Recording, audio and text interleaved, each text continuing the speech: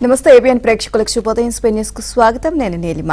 నేడు AP cabinet భేటీ, వరద బాధితులకు భారీ ప్యాకేజ్, తాడేపల్లి కుట్ర బద్దలు, టీటీడీ ఖజానాకు భారీ గండి, గంగ ఒడికి గణనాథుడు, బుల్డోజర్ న్యాయం ఆపండి.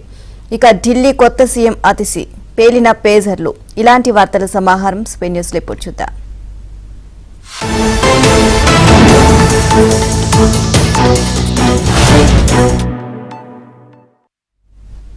ఇవాళ ఏపీ కేబినెట్ సమావేశం జరగనుంది. అక్టోబర్ 1 నుంచి నూతన మద్యం పాలసీ అమలుపై చర్చించి దానికి కేబినెట్ ఆమోదం తెలపనున్నట్లు తెలుస్తోంది.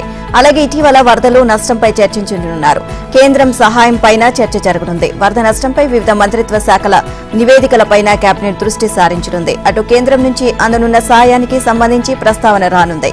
మరోవైపు ఈ నెల 20 తేదీ నాటికి కూటమి సర్కార్ 100 రోజులు పూర్తి చేసుకుంటోంది.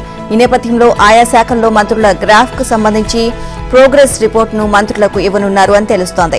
జనసేనకు చెందిన మంత్రులకు డిప్యూటీ సీఎం పవన్ ఇవ్వనున్నారు. ఇక బుడమేరు గండ్లు పూడ్చడంలో మంత్రి రామానాయుడు, లోకేష్, పలువురు అధికారులు చేసిన కృషి కేబినెట్ లో ప్రస్తావనకు వచ్చే అవకాశం ఉంది. కనీవిని ఎరుగని వరదల తాకిడికి తీవ్రంగా నష్టపోయిన విజయవాడ నగర వరద బాధితులకు రాష్ట్ర ప్రభుత్వం భారీ పరిహార ప్యాకేజీని ప్రకటించింది. మంగళవారం రాత్రి సచివాలయంలో నిర్వహించిన విలేకరుల సమావేశంలో ముఖ్యమంత్రి చంద్రబాబు ఈ ప్యాకేజీ వివరాలను వెల్లడించారు. బుధవారం నుంచే నష్టపరిహారం పంపిణీ ప్రారంభమవుతుందని, వీలైనంత వరకు 2-3 రోజుల్లోనే బాధితుల బ్యాంకు ఖాతాలకు జమ చేస్తామని తెలియజేశారు. దీని ప్రకారం వరదల్లో మునిగిన ఇళ్లలో గ్రౌండ్ ఫ్లోర్లో ఉన్న ప్రతి కుటుంబానికి 25,000 ఇస్తారు. ఆపై అంతస్తులో ఉన్నవారికి వారు పడిన ఇబ్బందులకు, పని పోయినందుకు పరిహారంగా ప్రతి కుటుంబానికి 10,000 అందిస్తారు. పరిహారం ఇళ్లలో ఎవరు ఉంటే వారికే ఇస్తామని, అద్దెకు ఉండేవారు ఉంటే వారికి వస్తుంది అని ముఖ్యమంత్రి విస్పష్టంగా ప్రకటించారు. విజయవాడ నగరం, దానిని ఆనుకొని ఉన్న గ్రామీణ ప్రాంతాల్లో మొత్తం 172 వార్డు, గ్రామ సచివాలయాల పరిధిలో ఈ ప్యాకేజీ వర్తిస్తోంది. షాపులు, ఇతర వాణిజ్య సంస్థలకు వాటిల్లిన నష్టం ఎక్కువగా ఉండడంతో వాటికి వేరే ప్యాకేజీ ప్రకటించారు. చిన్న కిరాణా షాపులు, టీ కొట్లకు 25,000, వ్యాపారం కింద నమోదై వాటికి 40 లక్షల లోపు టర్నోవర్ ఉన్న వాణిజ్య సంస్థలకు 50,000, 40 లక్షల నుంచి 1,50,00,000 వరకు టర్నోవర్ ఉన్న షాపులకు ₹1,00,000, అంతకు పైన టర్నోవర్ ఉన్న వాణిజ్య సంస్థలకు ₹1,50,000 పరిహారం ఇస్తారు. ద్విచక్ర వాహనాల రిపేర్లకు 3,000 ఇస్తారు. ఆటోలకు 10,000 ఇస్తారు. తోపుడు బళ్లు పోయినా, దెబ్బతిన్నా ప్రభుత్వం వాటిని ఉచితంగా సమకూరుస్తోంది. చేనేత పనివారి మగ్గం పూర్తిగా పోతే 25,000 ఇస్తారు. గేదెలు, ఆవులు చనిపోతే 50,000 ఇస్తారు. ఎద్దులు చనిపోతే ఒక్కోదానికి 40,000 అందిస్తారు. పశువుల కొట్టం పోతే 7,500 ఇస్తారు. ఇల్లు పూర్తిగా పోతే కొత్త ఇల్లు ఇస్తారు. ఇక పంట నష్టం కింద కొన్ని పంటలకు ఎకరానికి 10,000, మరికొన్ని వాణిజ్య పంటలకు 14,000 ఇస్తామని చంద్రబాబు ప్రకటించారు. దారుణ హత్యకు గురైన మాజీ మంత్రి వైఎస్ వివేకానందరెడ్డి కుమార్తె డాక్టర్ సునీతారెడ్డి దంపతులు ముఖ్యమంత్రి చంద్రబాబును కలిశారు. వివేకానందరెడ్డి పిఏ కృష్ణారెడ్డి ఫిర్యాదు మేరకు అప్పటి సిబిఐ ఎస్పీ రామ్ సింగ్ తో పాటు తమపై పోలీసులు పెట్టిన అక్రమ కేసు గురించి ఆయన దృష్టికి తీసుకొచ్చారు. కృష్ణారెడ్డి ఫిర్యాదులో నిజ నిజాలు, రామ్ సింగ్ పై కేసు తదితర అంశాలపై సిఐడి విచారణ జరిపించాలని కోరారు. వాస్తవాలను వెలుగులోకి తీసుకురావాలని విజ్ఞప్తి చేశారు. చంద్రబాబు సానుకూలంగా స్పందించారు. తనకు అన్ని విషయాలు తెలుసు అని, తప్పనిసరిగా విచారణ చేయిస్తాను అని హామీ ఇచ్చారు. అలాగే ముఖ్యమంత్రి సహాయ నిధికి 10 లక్షల రూపాయలు విరాళం అందించారు. ఇదే సందర్భంలో అక్టోబర్ 3 నుంచి 5 తేదీలు అంటువ్యాధుల నివారణ నియంత్రణపై హైదరాబాద్ శిల్పకళా వేదికలో జరిగే జీ స్పార్క్ 2024 సదస్సుకు రావాల్సిందిగా సునీత ముఖ్యమంత్రిని ఆహ్వానించారు. కావడి పనిచేసింది. నీటిలో మునిగిపోయిన ఒక బోటును కదిలించింది. 10 రోజులకు పైగా ఇంజనీరింగ్ నిపుణులు, రిగ్గర్లు చేసిన ప్రయత్నాలు ఫలించాయి. ప్రకాశం బ్యారేజ్ గేట్లకు వెనుక భాగాన ఇరుక్కుపోయిన 3 బోట్లలో ఒక బోటును ఇంజనీర్లు ఎట్టకేలకు బయటకు లాక్కొచ్చారు. ఇక ఈ నెల 7న ప్రారంభమైన బోట్ల ఆపరేషన్ మంగళవారం రాత్రి ఫలితాన్ని ఇచ్చింది. ఒక బోటును ఒడ్డుకు చేర్చడానికి 11 రోజుల పాటు తీవ్రంగా శ్రమించాల్సి వచ్చింది. మంగళవారం రాత్రి ఒక బోటును విజయవంతంగా తొలగించారు. 40 టన్నులు ఉన్న భారీ బోటును బెకమ్ ఇన్ఫ్రా సంస్థ ఇంజనీర్లు ఒడ్డుకు చేర్చారు. పడవ వెలికితీతలో భాగంగా 2 భారీ బోట్లను గడ్డర్లు పెట్టి ఈ ప్రక్రియ చేపట్టారు. ఇక రెండింటికి అదనంగా మరో 2 పడవలతో లాగుతూ చిక్కుకున్న బోటును ఒడ్డుకు చేర్చారు. ఇసుక, నీరు చేరికతో బోటు 100 టన్నుల బరువు పెరిగింది. దీంతో అధికారులు సరికొత్త విధానం అమలు చేసి విజయవంతమయ్యారు. ఇంకా ప్రకాశం బ్యారేజీ వద్ద 2 బోట్లు ఉన్నాయి. వాటిని తొలగించే చర్యలైతే చేపడతారు. ప్రస్తుతం తొలగించిన బోటు మునిగిన ప్రదేశంలో ఒక చిన్న బోటు ఉన్నట్లు గుర్తించారు. ముందుగా దాన్ని బయటికి తీసుకొచ్చే అవకాశాలు ఉన్నాయి. బ్యారేజీ వద్ద జరుగుతున్న బోట్ల ఆపరేషన్ను మంత్రులు రామానాయుడు, అనిత పరిశీలించారు. వైసీపీ నేతలు ఉగ్రవాదుల కంటే ప్రమాదకరమైన బోట్లు కొట్టుకురావడంతో ఖచ్చితంగా కుట్రకోణం దాగి ఉందని చెప్పారు. బోట్లకు సంబంధించి విచారణ కొనసాగుతోంది. ఏపీలో నూతన మద్యం విధానాన్ని 2 దఫాలుగా అమల్లోకి తీసుకురావాలని ప్రభుత్వం భావిస్తోంది. ప్రస్తుతం ప్రభుత్వ దుకాణాలు, పర్యాటక ప్రాంతాల్లో ఆ శాఖ నిర్వహించే షాపులు కలిపి మొత్తం 3,396 దుకాణాలు ఉన్నాయి. తొలుత వాటికి నోటిఫికేషన్ జారీ చేయాలని, ఆ తర్వాత గీత కార్మికులకు 10% రిజర్వేషన్ అమల్లో భాగంగా మరో 400 షాపులకు నోటిఫికేషన్ ఇవ్వాలని సర్కారు యోచిస్తోంది. అక్టోబర్లో తొలి నోటిఫికేషన్ ఇచ్చి 3,396 షాపులు అందుబాటులోకి తెచ్చే అవకాశం ఉంది. గత ప్రభుత్వం ఎక్సైజ్ చట్టంలో ప్రైవేట్ దుకాణాలు అనే పదాన్ని తొలగించి కేవలం ప్రభుత్వ మద్యం షాపులే ఉంటాయి అని సవరించింది. దీంతో ఇప్పుడు ప్రైవేటు షాపుల ఏర్పాటుకు నోటిఫికేషన్ ఇచ్చేందుకు తొలుత ఎక్సైజ్ చట్టాన్ని మళ్లీ సవరించాలి. దీనికోసం ఆర్డినెన్స్ తీసుకురావాల్సి ఉంది. ఇవాళ జరగనున్న కేబినెట్ భేటీలో మద్యం పాలసీని ఆమోదించాక దానిపై జీవో విడుదల చేయనున్నారు. ఆ తర్వాత ఆర్డినెన్స్ తీసుకొచ్చి పాలసీని ప్రకటిస్తారు. ఈ ప్రక్రియకు కొంత సమయం పట్టే అవకాశం ఉంది. అయితే ఈ ప్రక్రియ పూర్తయ్యే వరకు అక్టోబర్ మొదటి వారం దాకా ప్రభుత్వ దుకాణాలే కొనసాగనున్నాయి. అక్టోబర్ 5 నుంచి 7వ తేదీల మధ్య కొత్త దుకాణాలు అందుబాటులోకి వచ్చే అవకాశం కనిపిస్తోంది. అలాగే ఇప్పటి వరకు పర్యాటక ప్రాంతాల్లోని మద్యం షాపులను ఆ శాఖ నిర్వహిస్తోంది. ఇకపై ఆ షాపులు కూడా ప్రైవేటుకి ఇవ్వాలని ప్రభుత్వం నిర్ణయించింది. ముంబై నటి కాదంబరి జేత్వానీ కేసులో గుట్టును గూగుల్ టేకౌట్ రట్టు చేసింది. ఐపీఎస్ అధికారులు, వైసీపీ నేతలు తాడేపల్లి ప్యాలెస్ వేదికగా పన్నిన కుట్ర కోణాన్ని డిజిటల్ టెక్నాలజీ సహాయంతో దర్యాప్తు అధికారులు పసిగట్టారు. నాటి ముఖ్యమంత్రి జగన్ స్నేహితుడిని రక్షించేందుకు అప్పటి intelligence chief PSR Anjaneyulu, Vijayawada police commissioner Kanti Rana Tata, DCP Vishal Gunni, YCP నేత కుక్కల విద్యాసాగర్ చేసిన పథక రచనకు సంబంధించిన కీలకమైన డిజిటల్ ఆధారాలు దర్యాప్తు అధికారుల చేతికి చిక్కాయి. జాతీయ స్థాయిలో చర్చనీయాంశమైన ఈ కేసును ప్రతిష్టాత్మకంగా తీసుకున్న రాష్ట్ర ప్రభుత్వం ఇందులో ఎంతటి వ్యక్తులున్నా వదలవద్దు అని పోలీసు ఉన్నతాధికారులకు ఇప్పటికే ఆదేశాలు జారీ చేసింది. ముంబై నటి జేత్వానీ తన తల్లితో కలిసి విజయవాడకు వచ్చి తనకు నాడు జరిగిన అన్యాయం, వేధించిన వ్యక్తులు, ఇబ్బంది పెట్టిన అధికారులపై పోలీస్ కమిషనర్ రాజశేఖర్ బాబుకు ఫిర్యాదు చేశారు. ఆయన సూచన మేరకు ఇబ్రహీంపట్నం పోలీస్ స్టేషన్లో ఆమె రాతపూర్వక ఫిర్యాదు చేయడంతో కేసు నమోదైంది. అందులో మొదటి నిందితుడిగా ఉన్న కుక్కల విద్యాసాగర్ కోసం పోలీసులు గాలిస్తున్నారు. ఆయన ఆచూకీ కోసం టెక్నాలజీ ప్రయోగించడంతో విస్తుపోయే నిజాలు బయటపడ్డాయి. ఆయన సెల్ నెంబర్ ఆధారంగా ఎక్కడున్నారో కూపిలాగే ప్రయత్నంలో గూగుల్ టేకౌట్ ను ప్రయోగించినట్లు తెలిసిందే. అయితే ఫిబ్రవరి 2న విద్యాసాగర్ ముంబైలో విశాల్ గున్ని ఇతర పోలీసులతో కలిసి ఉన్నట్లు బయటపడింది. పక్క ఆధారాలు సేకరించిన తర్వాతే పెద్ద ఖాకీలను, నిందితులను చేర్చాలి అనే నిర్ణయానికి వచ్చినట్లు సమాచారం. అన్ని సేకరించుకొని విద్యాసాగర్ కేసులో ఆదర్శ్ అనే చోట A2, A3, A4 గా పెద్ద పోలీసులను చేర్చబోతున్నట్లు సమాచారం. ఆధారాలు బలంగా ఉంటే అదే FIR లో సెక్షన్ 120B చేర్చి కుట్రకోణాన్ని పూర్తి స్థాయిలో ఉచ్చు బిగించనున్నట్లు తెలుస్తోంది. జేత్వానీ కేసులో ఎవరిని ఉపేక్షించేది ప్రసక్తే లేదు అని హోంమంత్రి అనిత అన్నారు. దీని వెనుక ఉన్న అందరినీ శిక్షిస్తామని స్పష్టం చేశారు. గత వైసీపీ ప్రభుత్వంలో నిబంధనలను ఉల్లంఘించి తీసుకున్న పలు నిర్ణయాల కారణంగా టీటీడీ ఖజానాకు 520 కోట్ల రూపాయల వరకు గండిపడింది. బాగున్న ఆలయాలకు కూడా శ్రీవాణి ట్రస్ట్ నిధులు కేటాయించారు. ఆ వ్యవహారంలో ముఖ్యులకు 25% వాటా దక్కినట్లు వెల్లడైంది. వీఐపీ బ్రేక్ దర్శనాల విషయంలోనూ నిబంధనలకు తూట్లు పొడిచారు. ఇంజనీరింగ్ పనులకు సహేతుక కారణాలు లేకుండా భారీగా నిధులు కేటాయించారు. అన్నప్రసాదాల తయారీకి అవసరమైన ముడి సరుకుల కొనుగోలులో నిబంధనలు పాటించకపోవడంతో దేవస్థానం ఖజానాకు 15 కోట్ల నష్టం వాటిల్లడమే కాకుండా అన్నప్రసాదాల రుచి, నాణ్యత దెబ్బతిన్నాయి. ఇవి విజిలెన్స్ విభాగం నిర్ధారించిన అంశాలు. సుమారు 18 అంశాలపై లోతుగా విచారణ జరిపిన విజిలెన్స్ అధికారులు సమగ్ర నివేదికను డైరెక్టర్ జనరల్ ద్వారా గత శనివారమే ప్రభుత్వానికి పంపించారు. నిధులతో ముడిపడిన అంశాలే కాకుండా కొండపై దాతల కాటేజీల నిర్మాణానికి సంబంధించిన నిబంధనలు పాటించకుండా రాజకీయ ఒత్తిళ్లతో ఇష్టారాజ్యంగా అనుమతులు ఇచ్చారని వారు గుర్తించారు. కొండపై రెవెన్యూ తదితర విభాగాల్లో అవినీతి పెచ్చరిల్లిందని, ముఖ్యంగా దుకాణాలు, తట్టల విషయంలో నిబంధనలకు విరుద్ధంగా వ్యవహరిస్తూ కొందరు అధికారులు అక్రమంగా కోట్లు ఆర్జిస్తున్నారు అని తేల్చారు. గణేష్ మహారాజ్ కి జై, గణపతి బప్పా మోరియా, అగ్లే బరస్తూ జల్దీ ఆ అంటూ మేళతాళాలు నృత్యాల మధ్య ఉప్పొంగిన భక్తిభావంతో కూడిన నినాదాలతో పెద్ద సంఖ్యలో భక్తులు గణనాథుడికి వీడ్కోలు పలికారు. మంగళవారం హైదరాబాద్ లో మహా నిమజ్జనం ప్రశాంతంగా ముగిసింది. హుస్సేన్ సాగర్, సరూర్ నగర్, ఐజీఎల్ చెరువుతో సహా 73 చోట్ల నిమజ్జనం కోసం క్రేన్లు ఇతర ఏర్పాట్లు చేశారు. భక్తుల కోసం తాగునీరు, మరుగుదొడ్లు, వైద్య శిబిరాలు అందుబాటులో ఉంచారు. గ్రేటర్ పరిధిలో 35,000 మందితో పోలీసులు బందోబస్తు నిర్వహించారు. వర్షం లేకపోవడంతో భక్తులు పెద్ద సంఖ్యలో శోభాయాత్రలో పాల్గొన్నారు. ట్యాంక్ బండ్, ఎన్టీఆర్ మార్గ్ పరిసరాలు జనంతో కిక్కిరిసిపోయాయి. మహా నిమజ్జనంలో ప్రధాన ఆకర్షణ ఖైరతాబాద్ గణేశుడిదే. 70 అడుగుల శ్రీ సప్తముఖ మహాశక్తి గణపతి మధ్యాహ్నం 1:40 హుస్సేన్ సాగర్ లో గంగమ్మ ఒడికి చేరుకున్నారు.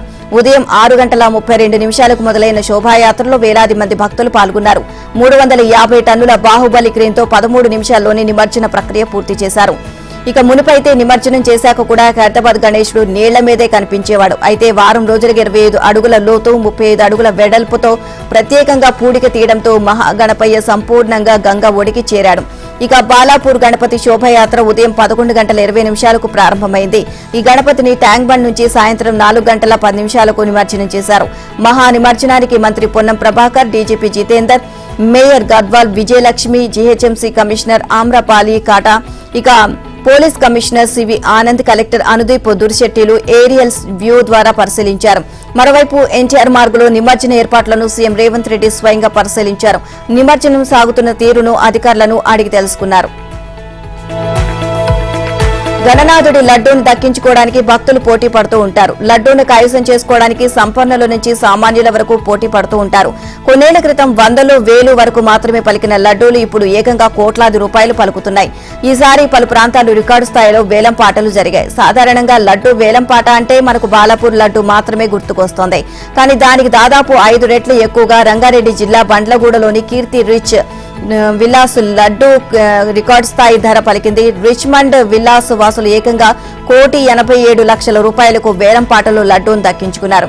మరోవైపు బాలాపూర్ లడ్డూ ఈసారి 30,01,000 రూపాయలు పలికింది. గతేడాది 27 లక్షలు పలికిన బాలాపూర్ లడ్డూను ఈసారి 30 లక్షలు 1,000 రూపాయలకు కోలన్ శంకర్రెడ్డి అనే వ్యక్తి సొంతం చేసుకున్నారు. అటు మై హోమ్ భుజావాసులు 29 లక్షలకు లడ్డూను దక్కించుకున్నారు. లడ్డూను సొంతం చేసుకోవడంతో స్థానికులు ఆనందం వ్యక్తం చేశారు. అటు మణికొండలోని అల్కాపురి కాలనీకి చెందిన సాఫ్ట్వేర్ ఇంజనీర్ శ్యాంప్రసాద్ 15 లక్షలకు లడ్డూను సొంతం చేసుకున్నారు. వేలం పాట తర్వాత స్నేహితులతో కలిసి గణేష్ మండపం దగ్గర నృత్యం చేస్తూ ఎంజాయ్ చేశారు. ఇంటికి వెళ్లిన తర్వాత గుండెపోటుతో మృతి చెందడంతో కుటుంబ సభ్యులు విషాదంలో మునిగిపోయారు. తెలంగాణ విమోచన దినోత్సవాన్ని కేంద్ర ప్రభుత్వం అధికారికంగా నిర్వహించింది. సికింద్రాబాద్ లోని పరేడ్ గ్రౌండ్ లో నిర్వహించిన ఈ వేడుకల్లో కేంద్ర మంత్రులు కిషన్ రెడ్డి, బండి సంజయ్, ఎంపీ ఈటెల రాజేందర్ తో పాటు బీజేపీ నేతలు పాల్గొన్నారు. ఈ సందర్భంగా కేంద్ర సాంస్కృతిక మంత్రిత్వ శాఖ ఆధ్వర్యంలో కార్యక్రమాలు నిర్వహించారు. తెలంగాణ సాయుధ పోరాటానికి సంబంధించి ఫోటోలను సందర్శించారు. ఇక ఈ సందర్భంగా కిషన్ రెడ్డి జాతీయ పతాకాన్ని ఆవిష్కరించారు. తెలంగాణ సంస్కృతి సంప్రదాయాలు ప్రతిబింబించేలా బతుకమ్మ, బోనాల, తింస, డప్పు నృత్యాలు, ఒగ్గుడోలు ప్రదర్శనలు ఆకట్టుకున్నాయి. ఈ కార్యక్రమంలో నేతలు తెలంగాణ అమరవీరులకు నివాళులర్పించారు. నిజాంకు వ్యతిరేకంగా తెలంగాణలో సాగించిన పోరాటం ప్రపంచ చరిత్రలో అపురూప ఘట్టమని అన్నారు కేంద్ర మంత్రి కిషన్ రెడ్డి. ప్రజలు స్వచ్ఛందంగా కొడవళ్లు, గొడ్డళ్లు పట్టుకుని నిజాంకు వ్యతిరేకంగా పోరాటం చేశారని అన్నారు. నియంతృత్వ నిరంకుశానికి వ్యతిరేకంగా ఈ పోరాటం సాగింది అన్నారు. తెలంగాణలో సాగిన సాయుధ పోరాటం భవిష్యత్తు తరాలకు అందించాల్సిన అవసరం ఉంది అన్నారు. భవిష్యత్తులో కేంద్ర ప్రభుత్వం విమోచన దినోత్సవాన్ని నిర్వహిస్తోంది అన్నారు. ఇక గత ప్రభుత్వాలు చరిత్రను వక్రీకరించకపోతే సెప్టెంబర్ 17 కూడా తెలంగాణ ప్రజలు పండుగ చేసుకునేవారని అన్నారు కేంద్ర మంత్రి బండి సంజయ్. కొందరు ఉద్దేశపూర్వకంగా అసలు నిజాలను భూస్థాపితం చేశారని, అబద్ధపు కల్పితాలను చరిత్ర చేశారని ఇక రాశారు. ఇక తెలంగాణ వ్యాప్తంగా రజాకారులు చేసిన అకృత్యాలను తెలంగాణ సమాజం ఎప్పటికీ మర్చిపోదు అన్నారు. నిరంకుశత్వానికి వ్యతిరేకంగా జరిగిన పోరాటమే తెలంగాణ సాయుధ పోరాటమని అన్నారు. తెలంగాణ పోరాటాల పురిటిగడ్డ అన్నారు. తెలంగాణ రాష్ట్రం 4 కోట్ల మంది ప్రజల పిడికిలి అని ముఖ్యమంత్రి రేవంత్ రెడ్డి అన్నారు. తెలంగాణలో అన్ని జాతులు, కులాలు, మతాలు కలిసికట్టుగా ఉంటాయి అన్న సందేశం ఇందులో ఇమిడి ఉంది అన్నారు. ఇక ఈ ఐక్యతను, తెలంగాణ సమైక్యతను దెబ్బతీసే విధంగా కొందరు వివాదాస్పదం చేసేందుకు ప్రయత్నించడం క్షమించరాని విషయమని అన్నారు. అయితే బిగించిన పిడికిలి కొండలపైన పిండి చేయగలదు అని, ఐక్యంగా ఉంటే తెలంగాణకు బిగించిన పిడికిలికి ఉన్నంత శక్తి ఉంది అని చెప్పారు. సెప్టెంబర్ 17ను తెలంగాణ ప్రజాపాలన దినోత్సవంగా ప్రకటించిన రాష్ట్ర ప్రభుత్వం ఈ వేడుకలను మంగళవారం రాష్ట్ర వ్యాప్తంగా ఘనంగా నిర్వహించింది. పబ్లిక్ గార్డెన్స్ లో నిర్వహించిన వేడుకలో ముఖ్యమంత్రి రేవంత్ రెడ్డి పాల్గొన్నారు. ఈ సందర్భంగా ఆయన మాట్లాడుతూ సెప్టెంబర్ 17ను రాజకీయ ప్రయోజనాల కోసం వాడుకోవాలని చూడడం అవివేకమని అన్నారు. గత పాలకులు తెలంగాణ సంస్కృతి అంటే తమ ఇంటి సంస్కృతిగా, తెలంగాణ అస్తిత్వం అంటే తమ కుటుంబ అస్తిత్వంగా భావించారని ఆరోపించారు. ఇక కుల మతాలకు అతీతంగా అంతా ఏకమై నిజంగానే మట్టి కల్పించిన చరిత్ర తెలంగాణకు ఉంది అన్న విషయాన్ని విస్మరించారని రేవంత్ రెడ్డి అన్నారు. గత ప్రభుత్వ 10 ఏళ్ల పాలనలో సాంస్కృతికంగా, ఆర్థికంగా విధ్వంసానికి గురైన తెలంగాణ పునరుజ్జీవానికి తాము కృషి చేస్తున్నామని తెలిపారు. ప్రపంచ వేదికపై రాష్ట్రాన్ని ఫ్యూచర్ స్టేట్ గా నిలబెట్టబోతున్నాము అని అన్నారు. మాజీ సీఎం కేసీఆర్ ను తిట్టకుండా ముఖ్యమంత్రి రేవంత్ రెడ్డికి పొద్దు గడవడం లేదు అని బీఆర్ఎస్ నేత సిద్దిపేట ఎమ్మెల్యే హరీష్ రావు ఆరోపించారు. గత ప్రభుత్వంపై బురద జల్లుతూ సీఎం రేవంత్ రాజకీయాలు చేస్తున్నారు అని, అప్పులపై తప్పుడు లెక్కలు చెప్పి ఆర్థిక సంఘాన్ని తప్పుదోవ పట్టిస్తున్నారని దుయ్యబట్టారు. బాధ్యతాయుత పదవిలో ఉన్న రేవంత్ రెడ్డి తన పాలనతో రాష్ట్రానికి మేలు చేస్తున్నారా, కీడు చేస్తున్నారా అనేది ప్రజలు ఆలోచన చేయాలి అని అన్నారు. ప్రజాపాలన సభలో ముఖ్యమంత్రి ప్రసంగాన్ని తప్పుపట్టారు. ముఖ్యమంత్రి రాష్ట్ర ప్రజల ప్రయోజనాలను దృష్టిలో పెట్టుకుని పాలన చేయాలని హితవు పలికారు. ముఖ్యమంత్రి పదవిని అడ్డుపెట్టుకుని రాజకీయాలు చేయడం తగదు అని సూచించారు. అమరవీరుల స్తూపం వద్ద మంగళవారం నివాళులర్పించిన నేతలంతా ఒకప్పుడు ఉద్యమానికి వ్యతిరేకంగా పనిచేసిన వారేనని హరీష్ రావు గుర్తు చేశారు. తెలంగాణ ఉద్యమంలో దానం నాగేంద్ర పోషించిన పాత్ర అందరికీ తెలిసిందేనని అన్నారు. ఇక నాడు ఉద్యమకారులపై తుపాకీ ఎక్కుపెట్టిన ఘటన ప్రస్తుత సీఎం రేవంత్ సొంతమని అన్నారు. జై తెలంగాణ అని నినదించిన వాళ్లు శ్రద్ధాంజలి ఘటిస్తే అమరులు ఆత్మలు ఘోషిస్తాయని హరీష్ చెప్పారు. కేసీఆర్ హయాంలో రాష్ట్ర ప్రభుత్వం చేసిన అప్పులను రెట్టింపు చేసి చూపెట్టి సీఎం రేవంత్ రెడ్డి 16వ ఆర్థిక సంఘాన్ని తప్పుదోవ పట్టిస్తున్నారని ఆరోపించారు. అబద్దాల పునాదులపై ప్రభుత్వాన్ని నడిపిస్తున్నారు అని విమర్శించారు. ఇకనైనా చిల్లర రాజకీయాలు మాని ప్రజలకు సుపరిపాలన అందించాలని సీఎం రేవంత్ రెడ్డికి సూచన చేశారు. మార్గదర్శకాల తయారీపై నేడు న్యాయస్థానం విచారణ చేపట్టింది. జస్టిస్ బీఆర్ గవాయ్ నేతృత్వంలోని బెంచ్ వాదనలు వినింది. అనధికారికంగా జరిపే ఇటువంటి బుల్డోజర్ చర్యలను అక్టోబర్ 1 వరకు నిలిపివేయాలని తెలిపింది. మరోవైపు వీటిని ఆపితే ఆక్రమణల తొలగింపు ఆలస్యమవుతుంది అన్న ప్రభుత్వ భయాలను కొట్టిపారేసింది. వచ్చే విచారణ తేదీ వరకు మీ చర్యలను ఆపమని మేం కోరినంత మాత్రాన కొంపలేం మునిగిపోవు అని justice B R Gavai, K V Viswanathan వ్యాఖ్యానించారు. ఈ నెలలో ఇప్పటికే 2 సార్లు వివిధ రాష్ట్రాలు చేపట్టిన బుల్డోజర్ చర్యలపై న్యాయస్థానం తీవ్ర ఆగ్రహాన్ని వ్యక్తం చేసింది. ఈ ప్రాక్టీస్ ను హీరోయిజంగా చూపే ప్రయత్నం చేయవద్దని హెచ్చరించింది. తమ అనుమతులు లేకుండా ఎటువంటి కూల్చివేతలు చేపట్టొద్దు అని తేల్చి చెప్పింది. దీనిపై ఎన్నికల కమిషన్ కు కూడా నోటీసులు జారీ చేస్తామని వెల్లడించింది. మహారాష్ట్ర, జార్ఖండ్, జమ్మూ కాశ్మీర్, హర్యానాలో అసెంబ్లీ ఎన్నికలు ఉండడంతో ఈసీకి నోటీసులు ఇస్తామని చెప్పడం ప్రాధాన్యత సంతరించుకుంది. ఈ రాష్ట్రాల్లో చాలా చోట్ల బీజేపీ అధికారంలో ఉంది. అదే సమయంలో బహిరంగ స్థలాలు, రైల్వే ఆస్తులు, నీటి వనరుల ఆక్రమణల తొలగింపు విషయంలో మాత్రం తమ ఆదేశాలు వర్తించవని తేల్చి చెప్పింది. పిటిషనర్ల తరపున సీనియర్ న్యాయవాది దుష్యంత్ దవే, సియు సింగ్ వాదనలు వినిపించారు. చెరువులు, నాలాల్లో ఆక్రమణలు కూల్చివేతకు హైదరాబాద్ విపత్తు నిర్వహణ హైడ్రా ప్రత్యేక కార్యాచరణ రూపొందిస్తోంది. ఇప్పటి వరకు రాజకీయ, ఇతర విమర్శలతో ఆచితూచి వ్యవహరిస్తున్న హైడ్రా బుల్డోజర్ న్యాయంపై సుప్రీంకోర్టు తీర్పు నేపథ్యంలో దూకుడు పెంచాలని భావిస్తుంది. సుప్రీం ఆదేశాలు తమకు వర్తించవని హైడ్రా కమిషనర్ ఏవీ రంగనాథ్ తెలియజేశారు. చెరువులు, నాలాలు, పార్కులు, ప్రభుత్వ స్థలాల్లో ఆక్రమణలను మాత్రమే తొలగిస్తున్నామని, వీటికి న్యాయస్థానం ఆదేశాల్లోనూ మినహాయింపు ఉంది అని చెప్పారు. ఉత్తరప్రదేశ్ తరహాలో నేరస్తులు, నిందితుల ఇళ్లు కూల్చే విధానాలకే సుప్రీం తీర్పు వస్తుంది అని, అలాంటి వారి నిర్మాణాలను హైడ్రా కూల్చడం లేదని తెలిపారు. దీంతో హైడ్రా తదుపరి కూల్చివేతలు ఎక్కడా అనేది చర్చనీయాంశంగా మారింది. 2 నెలల క్రితం హైడ్రాను ఏర్పాటు చేయగా చెరువులు, పార్కులు, నాలాల ఆక్రమణలపై వేల సంఖ్యలో ఫిర్యాదులు వచ్చాయి. వాటిపై క్షేత్రస్థాయికి వెళ్లి పరిశీలిస్తున్న అధికారులు ఎఫ్టీఎల్ బఫర్ జోన్లో ఉన్నట్లు నిర్ధారించుకున్న నిర్మాణాలను చర్యలు తీసుకోవాల్సిన జాబితాలో చేరుస్తున్నారు. ఇక న్యాయపరమైన ఇబ్బందులు లేకుండా జాగ్రత్తలు తీసుకుంటున్నారు. ఆక్రమణ నిర్ధారణకు రెవెన్యూ, ఇరిగేషన్, జీహెచ్ఎంసీ, హెచ్ఎండిఏ తదితర విభాగాల అభిప్రాయాలను సేకరిస్తున్నారు. నృత్య దర్శకుడు జానీ తనపై చేసిన లైంగిక వేధింపుల గురించి బాధితురాలు చేసిన ఫిర్యాదుపై నార్సింగ్ పోలీసులు ఎఫ్ఐఆర్ నమోదు చేసి విచారణ చేపట్టారు. అలాగే టాలీవుడ్ లైంగిక వేధింపుల పరిష్కార ప్యానెల్ మంగళవారం ప్రెస్ మీట్ ఏర్పాటు చేసింది. ఈ ప్యానెల్ చైర్పర్సన్ నటి ఝాన్సీ, తమ్మారెడ్డి భరద్వాజ్, దామోదర్ ప్రసాద్ తదితరులు పాల్గొన్నారు. ఈ సమావేశంలో ఝాన్సీ మాట్లాడుతూ తమ కమిటీ తరపున జానీ మాస్టర్ వివాదంపై విచారణ కొనసాగుతుంది అని చెప్పారు. కొరియోగ్రాఫర్ జానీతో పాటు బాధితురాలి స్టేట్మెంట్స్ రికార్డు చేశామని, 90 రోజుల లోపు ఈ వివాదంపై క్లారిటీ వస్తుందని ఆమె చెప్పారు. ఇది సెన్సిటివ్ వ్యవహారమని, బాధితురాలి ఫేస్ వివరాలను మీడియా రివీల్ చేయకూడదు అని ఝాన్సీ కోరారు. ఇక సినీ ఇండస్ట్రీలో ఎన్ని కమిటీలు, ప్యానెల్ను పెట్టినా మహిళలకు ధైర్యం ఇవ్వలేకపోతున్నామని తమ్మారెడ్డి భరద్వాజ్ అన్నారు. తమకు సపోర్ట్ ఉందనే ధైర్యం మహిళలకు ఉండేలా అందుకు తగ్గ కమిటీ ఉండాలని అభిప్రాయపడ్డారు. ఏదేమైనా 90 రోజుల్లో జానీ మాస్టర్ కేసు సాల్వ్ అవుతుంది అని తమ్మారెడ్డి తెలియజేశారు. విశాఖలోని పెందుర్తిలో వివాహిత కిడ్నాప్ కలకలం రేపింది. గంటల వ్యవధిలోనే పెందుర్తి పోలీసులు నిందితులను అరెస్ట్ చేసి రిమాండ్కు తరలించారు. పెందుర్తికి చెందిన నాగుల మోహన్ సాయి అదే కాలనీకి చెందిన ఓ యువతిని గతంలో ప్రేమించాడు. అతని వ్యవహార శైలి నచ్చకపోవడంతో యువతి కుటుంబ సభ్యులు విజయనగరానికి చెందిన ఓ వ్యక్తికి ఇచ్చి పెళ్లి చేశారు. ఇటీవల పెందుర్తిలోని తమ బంధువు అనారోగ్యంగా ఉండడంతో యువతి అక్కడికి వచ్చింది. ఈ విషయం తెలుసుకున్న ఆనంద్ సాయి తనతో రావాలని యువతిని బలవంతం పెట్టాడు. యువతి నిరాకరించడంతో మోహన్ సాయి తన స్నేహితుడైన నందవరపు కుమార్తో కలిసి యువతిని ఆటోలో బలవంతంగా ఎక్కించి తీసుకువెళ్లారు. సగం దూరం వెళ్లగానే యువతి కేకలు వేయడంతో అక్కడే వదిలేసి ఇద్దరు పారిపోయారు. యువతి ఫిర్యాదుతో దర్యాప్తు చేపట్టామని, ఇద్దరు నిందితులను అరెస్ట్ చేసి రిమాండ్కు తరలించామని సీఐ తెలియజేశారు. డీమ్డ్ యూనివర్సిటీగా మారిన మల్లారెడ్డి మెడికల్ కాలేజీ వ్యవహారంలో కొత్త ట్విస్ట్ బయటపడింది. కాలేజీ హెల్త్ వర్సిటీ నుంచి ఎన్ఓసీ తీసుకుండానే యూజీసీ నుంచి డీమ్డ్ యూనివర్సిటీ హోదా తెచ్చుకున్నట్లు వైద్య శాఖ గుర్తించింది. నిబంధనలకు విరుద్ధంగా వ్యవహరించినందుకు ఆ డీమ్డ్ యూనివర్సిటీకి నోటీసులు పంపేందుకు రంగం సిద్ధమైంది. నేడు రేపు ఆ యూనివర్సిటీకి సర్కార్ నుంచి శ్రీముఖం వెళ్లే అవకాశం ఉంది. ఇక వైద్య విద్య ప్రవేశాలు ప్రారంభమయ్యాక డీమ్డ్ హోదా తెచ్చుకోవడంతో రాష్ట్ర విద్యార్థులకు దక్కాల్సిన 320 ఎంబీబీఎస్ సీట్లకు ఎసరు పడింది. దీనిపై కూడా హైకోర్టును ఆశ్రయించే యోచనలో సర్కారు ఉన్నట్లు సమాచారం. ఇక మల్లారెడ్డి డీమ్డ్ యూనివర్సిటీ వ్యవహారంపై బుధవారం వైద్య ఆరోగ్య శాఖ మంత్రి దామోదర రాజనరసింహ ఆ శాఖ ఉన్నతాధికారులతో సమీక్ష నిర్వహించనున్నారు. వాస్తవానికి మెడికల్ కాలేజీలను యూజీసీకి అసలు సంబంధం ఉండదని, అనుమతులు పర్యవేక్షణ వ్యవహారాలన్నీ జాతీయ వైద్య మండలినే చూస్తుంది అని వైద్య వర్గాలు వెల్లడించాయి. ఒకవేళ ఏదైనా మెడికల్ కాలేజీ డీమ్డ్ హోదా కోసం దరఖాస్తు చేసుకుంటే ఆ కాలేజీ ఇప్పటికే అనుబంధంగా ఉన్న హెల్త్ యూనివర్సిటీ నుంచి ఎన్ఓసీ తప్పనిసరిగా ఉండాలని నిబంధనలు చెబుతున్నాయి. కానీ మల్లారెడ్డి కాలేజీలకు అసలు తాము ఎన్ఓసీ ఇవ్వలేదని, ఎన్ఓసీ లేకుండానే డీమ్డ్ హోదా తెచ్చుకున్నారని కాలేజీ హెల్త్ యూనివర్సిటీ అధికారులు చెబుతున్నారు. ఇక మరోవైపు డీమ్డ్ యూనివర్సిటీల పేరిట ఎంబీబీఎస్, బీడీఎస్ కన్వీనర్ కోటా సీట్లకు గండి కొట్టే ప్రయత్నాన్ని అడ్డుకోవడానికి రాష్ట్ర ప్రభుత్వం సన్నాహాలు చేస్తోంది.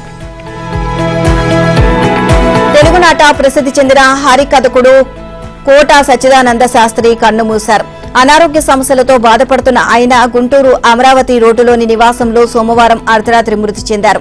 ఆయనకు 3 కుమారులు, 1 కుమార్తె ఉన్నారు. గతంలోనే ఆయన భార్య చనిపోయారు. కోట సచ్చిదానంద శాస్త్రి 1934 ఆగస్టు 12న ప్రకాశం జిల్లా అద్దంకిలో సాంప్రదాయ కుటుంబంలో జన్మించారు. 3వ తరగతిలోనే పాఠశాలలో చదువుకు స్వస్తి పలికారు. 12 ఏళ్ల వయసులోనే తండ్రి మరణించడంతో కుటుంబ భారం మొత్తం ఆయనపైనే పడింది. ఆ తర్వాత జీవనం కోసం తెనాలికి మకాం మార్చారు. ఏఆర్ కృష్ణయ్య, ముసునూరి సూర్యనారాయణమూర్తి, భాగవతుల అన్నపూర్ణయ్య వద్ద హరికథ గానంలో శిక్షణ పొందారు. ప్రసిద్ధ హరికథ పితామహుడు ఆదిభట్ల నారాయణదాసు శిష్యుల్లో అగ్రగామిగా సచ్చిదానంద పేరు ప్రఖ్యాతులు సంపాదించాయి. ఇక సచ్చిదానంద శాస్త్రి 2023లో పద్మశ్రీ, 2018లో సంగీత నాటక అకాడమీ పురస్కారాన్ని అందుకున్నారు. హరికథ సామ్రాజ్య సార్వభౌమ, కథాగాన కళాకోవిద, మధుర గాన కళానిధి, హరికథ సామ్రాట్, హరికథ చక్రవర్తి తదితర బిరుదులు ఆయన్ను వరించాయి. కళారంగానికి ఆయన చేసిన సేవకు గాను 1988లో ఉగాది విశిష్ట పురస్కారం, 2014లో హంస పురస్కారం లభించాయి. 2015 తర్వాత ఆరోగ్యం సహకరించకపోవడంతో హరికథ ప్రదర్శనలకు దూరమయ్యారు. సచ్చిదానంద శాస్త్రి మృతి పట్ల కళాభిమానులు, సాహితీవేత్తలు, ప్రజాప్రతినిధులు సంతాపాన్ని తెలియజేశారు. జమ్మూ కాశ్మీర్లో అసెంబ్లీ ఎన్నికల పోరు కీలక దశకు చేరింది. 7 జిల్లాల పరిధిలో 24 అసెంబ్లీ స్థానాలకు నేడు తొలి విడతలో పోలింగ్ జరగనుంది. వీటిలో 8 స్థానాలు జమ్మూలో, 16 కశ్మీర్ ప్రాంతంలో ఉన్నాయి. 90 మంది స్వతంత్రులతో కలిపి మొత్తం 219 మంది అభ్యర్థులు బరిలో ఉన్నారు. వారి భవితవ్యాన్ని 23 లక్షల పైచీలకు ఓటర్లు బ్యాలెట్ బాక్సుల్లో నిక్షిప్తం చేయనున్నారు. ఇక జమ్మూ కాశ్మీర్లో 10 ఏళ్ల అనంతరం అసెంబ్లీ ఎన్నికలు జరుగుతుండడం విశేషం. పైగా జమ్మూ కాశ్మీర్కు రాష్ట్ర హోదాను, ప్రత్యేక ప్రతిపత్తి కల్పిస్తున్న ఆర్టికల్ 370ని రద్దు చేశాక జరుగుతున్న తొలి అసెంబ్లీ ఎన్నికలివి. దాంతో ప్రజల తీర్పు ఎలా ఉండబోతోంది అని ఆసక్తి నెలకొంది. ఉగ్ర ముప్పు నేపథ్యంలో సీఏపీఎఫ్ స్థానిక పోలీసులతో కట్టుదిట్టమైన భద్రతా ఏర్పాట్లు చేశారు. సమస్యాత్మక ప్రాంతాల్లో పోలింగ్ బూత్లను సిబ్బందికి అదనపు భద్రత కల్పిస్తున్నారు.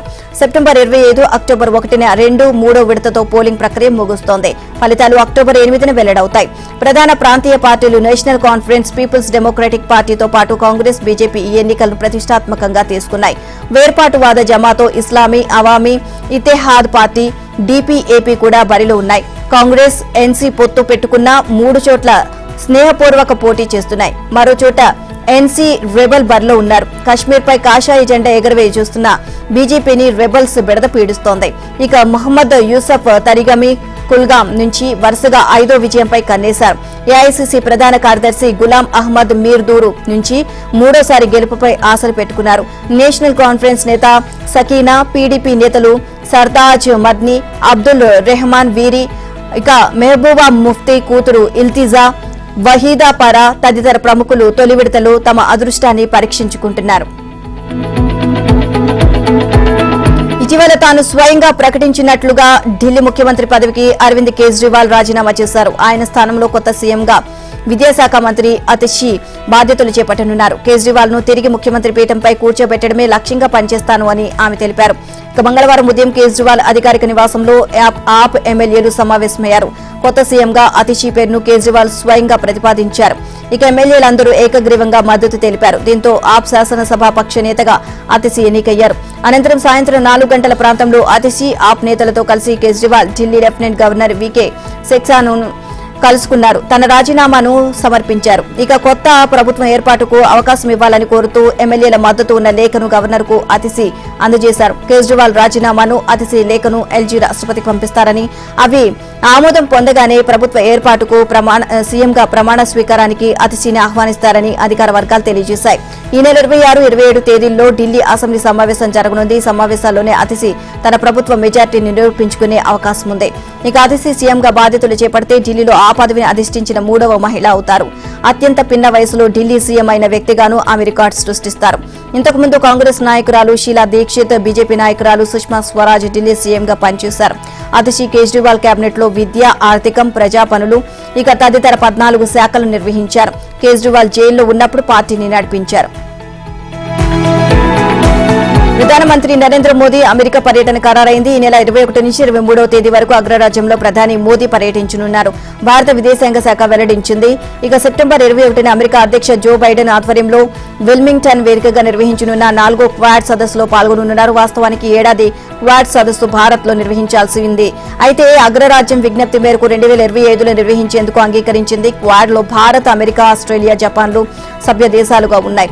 సెప్టెంబర్ 22న న్యూయార్క్ లో ప్రవాస భారతీయులను ఉద్దేశించి ప్రధాని మోదీ ప్రసంగించనున్నారు. కృత్రిమ మేధ, బయోటెక్నాలజీ, సెమీకండక్టర్లు తదితర రంగాల్లో సహకారాన్ని పెంపొందించేందుకు ప్రముఖ సంస్థల సీఈఓలతో భేటీ కానున్నారు. భారత్, అమెరికా సంబంధాల్లో కీలకంగా వ్యవహరిస్తున్న ప్రముఖులతోనూ సంభాషించనున్నారు. సెప్టెంబర్ 23న న్యూయార్క్లోని ఐరాస జనరల్ అసెంబ్లీలో సమ్మిట్ ఆఫ్ ది ఫ్యూచర్ ను ఉద్దేశించి ప్రసంగిస్తారు. ఈ సందర్భంగా అనేక మంది ప్రపంచ నేతలతో ద్వైపాక్షిక సమావేశాలు నిర్వహించే అవకాశం ఉందని విదేశాంగ తెలిపారు.